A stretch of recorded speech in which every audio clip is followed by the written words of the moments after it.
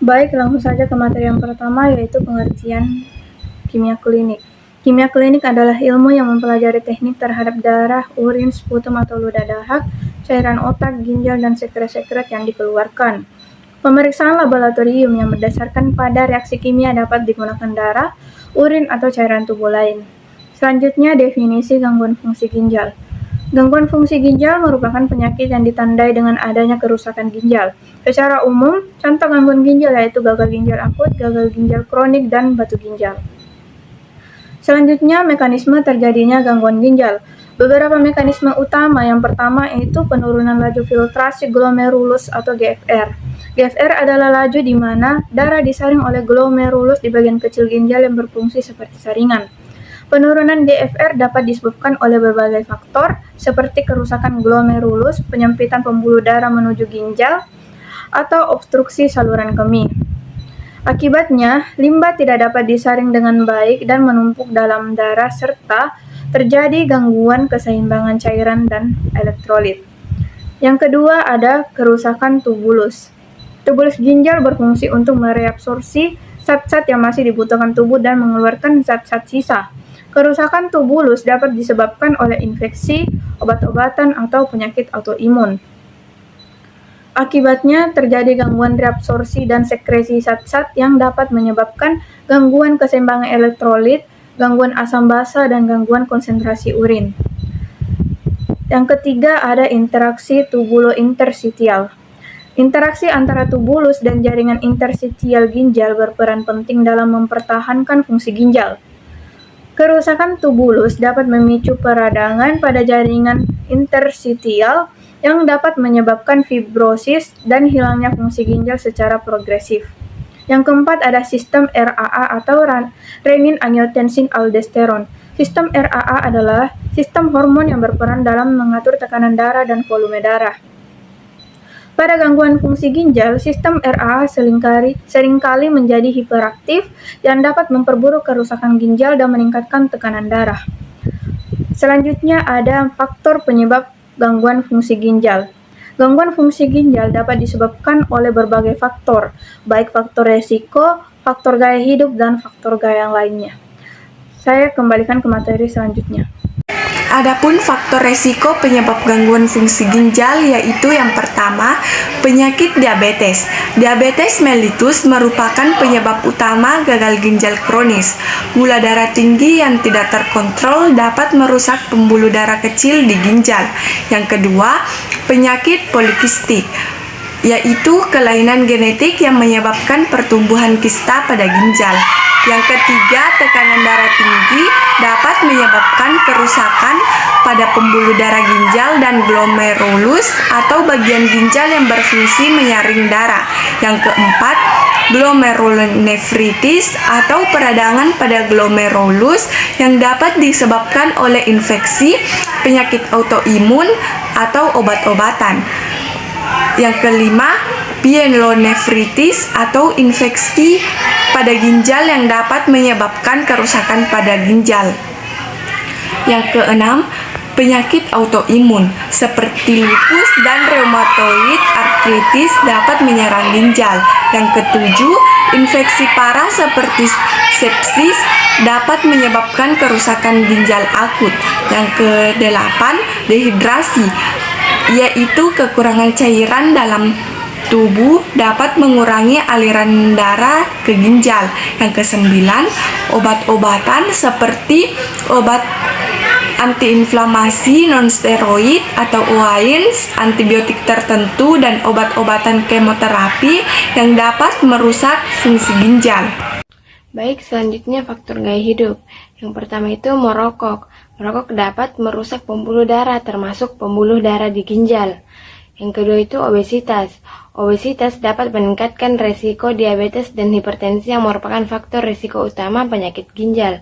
Yang ketiga itu diet tinggi garam. Asupan garam yang berlebihan dapat meningkatkan tekanan darah dan memperburuk penyakit.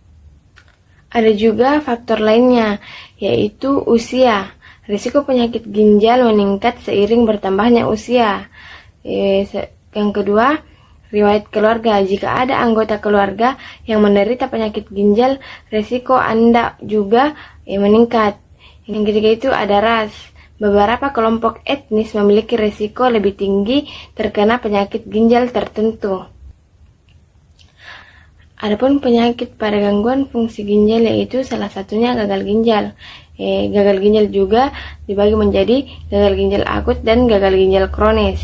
Gagal ginjal akut didefinisikan sebagai kerusakan fungsi filtrasi dan ekskresi ginjal selama beberapa hari hingga beberapa minggu, menyebabkan retensi nitrogen dan produksi limbah lainnya yang biasanya dibersihkan oleh ginjal. Baik, selanjutnya gagal ginjal akut. Penyebab gagal ginjal akut dapat dibedakan menjadi 3 kategori, yaitu prerenal azotemia, penyakit parenkim ginjal intrinsik, dan obstruksi postrenal. Kemudian kita masuk dalam gagal ginjal kronis. Nah, gagal ginjal kronis ini didefinisikan sebagai kelainan struktur atau fungsi ginjal yang terdapat selama lebih dari 3 bulan. Penyakit ginjal kronis ini merupakan istilah umum yang tertuju pada macam-macam gangguan yang mempengaruhi struktur dan fungsi ginjal dengan gejala klinis yang bervariasi. Kemudian penyebab terjadinya gagal ginjal kronis yaitu penyakit infeksi tubulointestinal, yang kedua penyakit peradangan, ketiga penyakit vaskular hipertensi, keempat gangguan jaringan ikat, kemudian gangguan kongenital dan hereditar, kemudian penyakit metabolik dan nefropati obstruksi. Kemudian kita masuk dalam batu ginjal, penyakit batu ginjal. Nah, batu ginjal ini merupakan bagian dari penyakit adanya batu pada saluran kencing atau biasa disebut urolithiasis. Nah, jika terjadi di ginjal disebut batu ginjal atau nefrolithiasis. Jika terjadi di saluran ureter atau saluran yang menghubungkan ginjal dengan kandung kemih, itu disebut batu ginjal atau biasa disebut ureterolithiasis. Ureterolithiasis. Jika terjadi di kandung kemih disebut batu vesika atau biasa disebut vesikolithiasis. Jika terjadi di uretra atau saluran pembuangan akhir urin. Kita masuk ke penyebab batu ginjal. Yang pertama ada kurang minum, terlalu banyak duduk, dan menahan kencing. Yang kedua adanya infeksi saluran urin yang disebabkan bakteri. Kasus ini banyak dijumpai pada perempuan.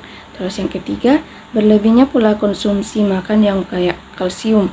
Yang keempat, konsumsi obat-obatan tertentu. Yang kelima, meningginya zat-zat lain dalam urin semisal asam urat. Selanjutnya, pemeriksaan laboratorium kimia klinik dalam penunjang diagnosa penyakit, di mana yang pertama ada gagal ginjal akut dan kronis, yang kedua batu ginjal. Yang pertama, gagal ginjal akut dan kronik. Pada pasien gagal ginjal biasanya dilengkapi dengan pemeriksaan darah sebagai penguat diagnosis dari penyakit pasien. Salah satu parameter yang biasanya diperiksakan adalah kadar kreatinin serum.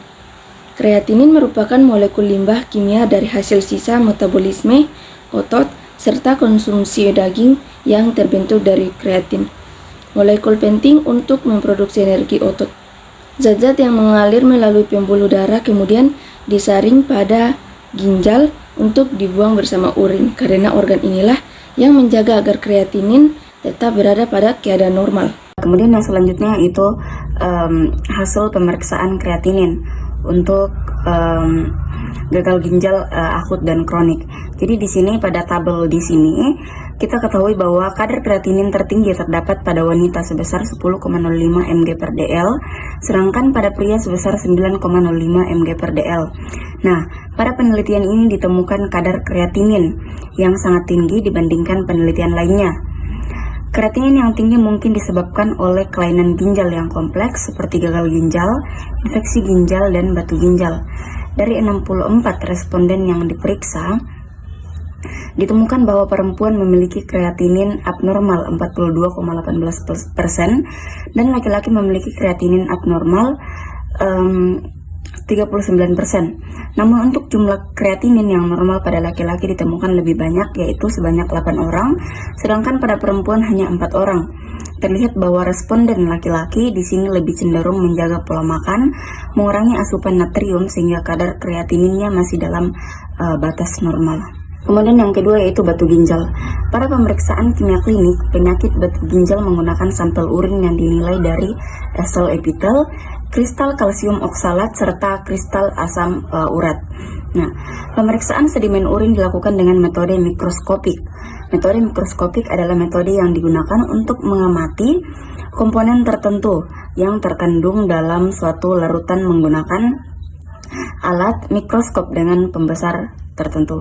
Kemudian yang berikutnya itu hasil pemeriksaan sedimen urin, di mana pada tabel di sini memperlihatkan hasil pemeriksaan sedimen urin pada masyarakat. Nah, ditemukan sel epitel abnormal pada 40 sampel urin masyarakat itu 77%. Kristal kalsium oksalat abnormal sebanyak 21 sampel, itu 40%. Kristal kalsium fosfat abnormal sebanyak 17 sampel, yaitu 33%. Serta kristal asam urat abnormal sebanyak 9 sampel, yaitu 17%. Baiklah, materi selanjutnya yaitu pemeriksaan laboratorium penunjang pemeriksaan lain selain kimia klinik dalam penunjang diagnosa penyakit. Gagal ginjal kronik, salah satu upaya deteksi dalam diagnosa penyakit yang dapat dilakukan ialah melalui pemeriksaan radiologis. Pemeriksaan radiologis yang diperlukan pada penderita PGK dengan nefrolitisiasis ialah ultrasonografi USG ginjal. Pemeriksaan USG memiliki keunggulan dalam melakukan diagnosis secara radiologis karena banyak tersedia, mudah digunakan, serta bebas radiasi. Gambaran USG yang sering muncul pada penderita PGK ialah ukuran ginjal mengecil, korteks menipis, adanya massa kritik, dan serta meningkatnya ekogenisitas korteks.